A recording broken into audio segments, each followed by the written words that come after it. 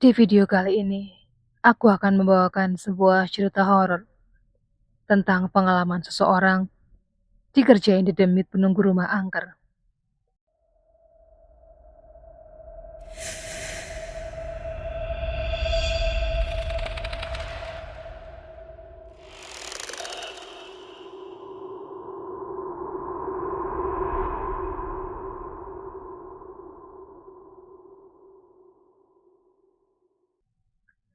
Setelah lulus kuliah, sekitar tahun 2003, Eka mendapatkan pekerjaan pada sebuah perusahaan yang bergerak di bidang pertanian yang berkantor pusat di Bogor, Jawa Barat.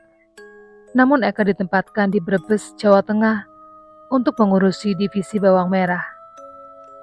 Sebenarnya jarak dari rumah Eka, yaitu Slawi ke Brebes, relatif dekat sekitar 10 kilometer. Namun karena pihak perusahaan memberikan fasilitas rumah kontrakan, Eka pun memilih tinggal di rumah kontrakan tersebut. Rumah kontrakan itu terletak di Desa Polosari, Brebes. Bangunannya relatif baru, besar, dan memiliki 4 kamar, 1 ruang tamu dan ruang tengah, serta dapur dan halaman belakang. Letak rumah tersebut berada di pinggir jalan, dan di sekitar situ jarang sekali ada rumah, yang ada hanyalah persawahan saja. Penghuni rumah itu hanya Eka dan 1 orang rekannya yang sudah lebih dulu bekerja di perusahaan tersebut. Sebut saja namanya Joni. Hari Senin pagi, Eka berangkat kerja menggunakan sepeda motornya. Setelah seharian bekerja, malam harinya Eka mulai menginap di rumah kontrakan itu. Walau rumah tersebut memiliki 4 kamar, namun yang dipakai hanya 1 kamar saja, karena yang ada dipan dan kasurnya hanyalah 1 kamar. Eka dan Joni masing-masing tidur di dipannya sendiri-sendiri. Kala itu Eka belum mengetahui kalau rumah tersebut angker, dan Joni yang sudah tahu situasi rumah tersebut belum berani bercerita apa-apa kepada Eka. Pada malam pertama Eka tidur di rumah itu, dia mulai kena arep-erep atau ketindihan, alias gak bisa bergerak dan gak bisa ngomong ketika tidur. Joni yang terjaga langsung membangunkan Eka. Eka pun tersadar. Setelah terbangun, Eka kemudian minum segelas air putih dan menghisap sebatang rokok dan kembali tidur. Besok paginya, Eka bertanya kepada Joni, "John, di rumah ini ada apanya sih? Kok sepertinya banyak hal-hal aneh? Sebenarnya rumah ini angker, tapi saya nggak berani cerita. Khawatir kamunya jadi takut." Wah, pantesan. Dari pertama masuk ke rumah ini kok hawanya dingin, padahal di luar cuaca panas dan seperti kental hawa mistisnya.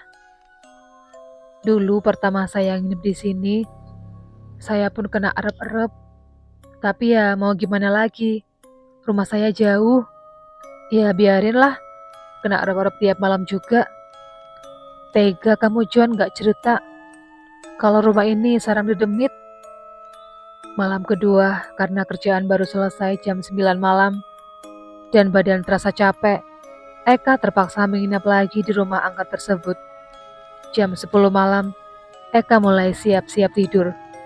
Antara ngantuk dan was-was karena si Joni malam itu harus kirim bawang ke Bogor.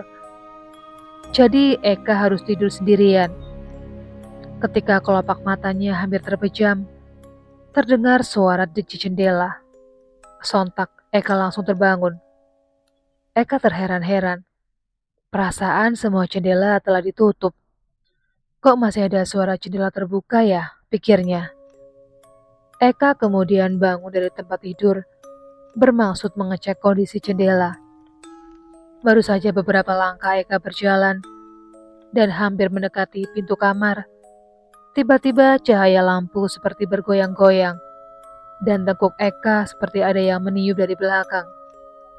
Dari sini mulai muncul perasaan takutnya, dan kini seluruh badan Eka merinding.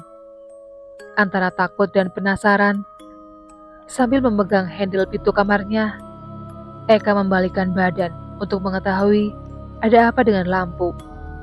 Pelan-pelan, Eka mulai menggerakkan kepalanya ke belakang. Dan astaga, buto ijo sedang bergelantungan di kabel lampu. Sontak Eka kaget dan berteriak. Eka langsung melompat keluar dan membanting pintu kamarnya. Eka terdiam sejenak di balik pintu kamar, sambil mengatur napasnya yang tersengal-sengal. Dalam hati Eka berdoa semampunya. Kemudian Eka berbicara sendiri. Kisanak, jangan ganggu anak cucu Adam. Alam kita sendiri-sendiri. Yang sopanlah, ucapnya. Dengan perasaan yang gak karuan, Eka memberanikan diri masuk ke dalam kamar. Dia buka pintu pelan-pelan, dan ternyata sekarang lampu kamarnya tidak bergoyang-goyang lagi. Segera Eka mengambil dompet, HP, dan baju ala kadarnya. Kemudian bergegas keluar rumah dan memutuskan untuk pulang ke rumahnya di Slawi. Ketika melihat jam tangannya, waktu telah menunjukkan pukul 11 malam. Eka mulai mengengkol motornya, namun sialnya, motornya nggak mau nyala. Kemudian Eka mengecek busi dan bensin. Semuanya normal. Panik mulai menyusupi perasaan Eka. Dengan segera, Eka menelpon ke rumah minta dijemput malam itu juga. Sambil menunggu saudaranya menjemput, Eka terus memeriksa motornya. Setengah jam pun berlalu. Namun motornya tetap tidak mau menyala. Dan sekitar jam 12 malam, saudara Eka datang dengan sepeda motor juga. Penasaran dengan kondisi motor Eka yang bermasalah, saudaranya pun membongkar motor Eka. Cek karburator, cek selang bensin, dan lain sebagainya. Namun tetap saja motor Eka tidak mau menyala. Akhirnya diputuskan motor tersebut ditarik menggunakan tali rafia. Mereka pun mulai meninggalkan rumah kontrakan itu sekitar jam 1 malam. Ketika di perjalanan, motor Eka merasa aneh. Setiap ada jembatan, setang motor maunya mengarah ke pinggir jembatan melulu.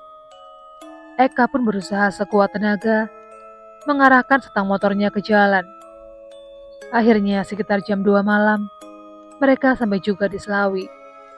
Dan anehnya ketika motor sudah sampai di Slawi, ketika dicoba diengkol kembali, motornya bisa menyala. Wah, dedemit usil nih, ngerjain, pikir Eka. Keesokan harinya, seorang tetangganya bertanya kepada Eka, Kak, semalam waktu motor kamu ditarik pakai tali, kamu membonceng siapa sih? Sambil heran, Eka pun menjawab, saya nggak membonceng siapa-siapa. Namun tetangganya tidak percaya. Lah terus orang hitam besar yang saya lihat duduk di boncengan motor kamu itu siapa? Eka pun menjawab, hah? Masa? Eka segera berlalu sambil bertanya-tanya dalam hati. Jangan-jangan dedemitnya ngikutin sampai rumah. Semenjak kejadian itu, Eka tidak berani lagi menginap di rumah kontrakan fasilitas perusahaannya itu. Selepas bekerja, dia lebih memilih untuk pulang ke rumahnya di Slawi. Demikianlah kisah tentang seseorang yang dikerjai dedemit penunggu rumah angker.